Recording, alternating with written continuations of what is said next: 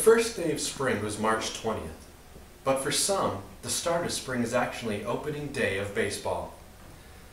With the sun shining high in the sky, the field of green grass, the smell of roasted peanuts and hot dogs, followed up with the American's favorite pastime, it definitely reminds people of spring. Along with that comes the start of fantasy baseball, which has found itself to be mainstream with many fans. Fantasy baseball is a game in which people in a league of about 10 to 14 manage a fantasy or made-up team with a roster of real-life Major League Baseball players. Each team faces each other for about a week's time, for a couple months, and the scoring is based on the player's performance in their real-life game. Today, I'm going to demonstrate the basics of playing fantasy baseball and hopefully pique your interest in it. This is a very entertaining game and one that a true baseball fan can play, or even someone who doesn't really follow baseball very closely. Fantasy baseball is predominantly done online. In fact, just about any of your sports websites carries it, from ESPN to CBS Sports to even Yahoo. So your first step is to get a bunch of people together, friends, family, and create a league. If you don't want to create your own, you don't have to, and you can just join one that's already created. At this point, you get to personalize it by creating your team name, team logo, and even sometimes your team colors. Once everybody has joined and everybody's created their team, now it's time to draft your players. Well, what exactly does that mean? Well, first and foremost, you're going to need to do some research. Just remember, just like in real life baseball, you want to put the best players on your team out there. The same with fantasy baseball. I would recommend buying a magazine such as this. In the fantasy baseball magazines, they have experts that break down the teams and the players and then give you projections of how well they're supposed to do. Once you've done your research, then you'll get everybody together, all the team players or owners will get together, and then you'll start drafting or picking your players. Over here on the board, this is what's called a draft board or draft table.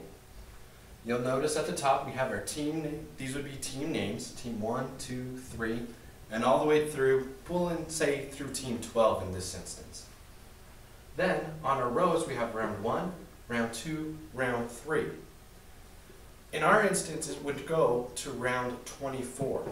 The reason for that is your average roster size in fantasy baseball is 24 players. Now, each team picks one player per round, thus the 24 rounds. Now, the order of the teams picking is actually just randomized. So in this instance, we're just going to say team 1 gets to pick first, team 2, team 3, and so on. So team 1 gets to pick first, and they pick Ryan Braun. So now it's team 2's turn.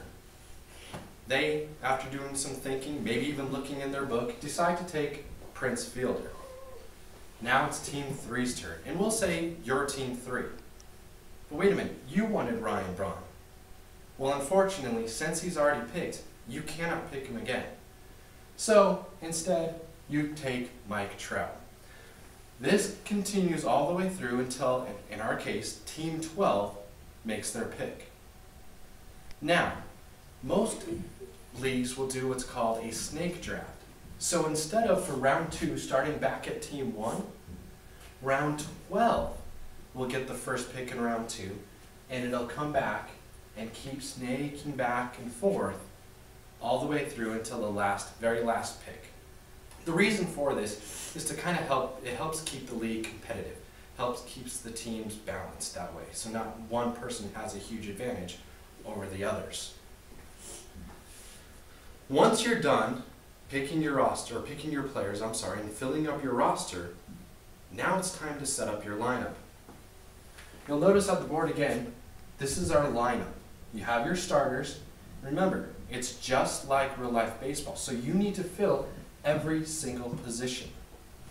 So here we have our center our catcher all the way through our outfield, DH, starting pitchers, closing pitchers, and then your bench. Obviously, as we said, on average you're picking 24 players, so you're going to have some players left over. Those players are your bench players. You'll put those in case of one of these guys gets injured or if they're outperforming one of these other players. As I said, you want to put your best players in your starting lineup. These are the guys that you're going to get your points off of. Well, how do you gain points? Once again, as I said, it's based on how they do in their real life games. For example, let's say you have Prince Fielder at first base. He comes up to bat and hits a single. You've just got 1 point. Doubles are worth 2, triples are 3, home runs are worth 5, and then there's points for runs batted in, runs scored, and steals. Now your pitchers, they score a little bit differently because they're scored off of wins, strikeouts, and saves. Now, in most leagues, your pitchers can also lose you points because they'll lose points for losing games and for walking batters as well. A key point to remember is that your lineup needs to be set by the first game of Monday. The reason for that is your matchups take place from Monday to Sunday night. Once you set your lineup Monday, the first game of Monday, it locks. You cannot change these players, even if one gets hurt, until the following Monday. These players will play in each of their games, scoring you points, and those points will accumulate throughout the whole week. Whoever has the most points between you and the person you're playing with wins that week. You either get a win, or a loss. This will continue for about 20 weeks. Then at that point, in a 12-team league like this, 6 teams will go to the playoffs. They'll keep playing each other each week, the losers losing and getting kicked out essentially, till you have one champion. That champion then gains bragging rights and in some instances some money as well, as some leagues are a pay to play and the winner receives some earnings or winnings. During that 20-week period, you get to trash talk your other team owners, have some fun with it.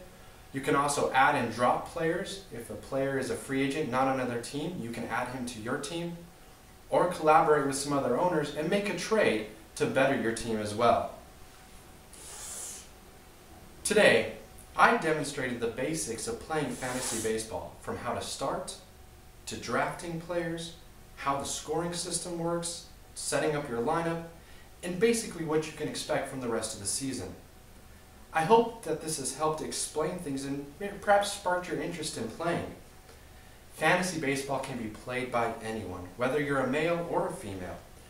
And it's a great way to have some friendly competition and fun with friends and family, all the while testing your ability of running your own baseball team.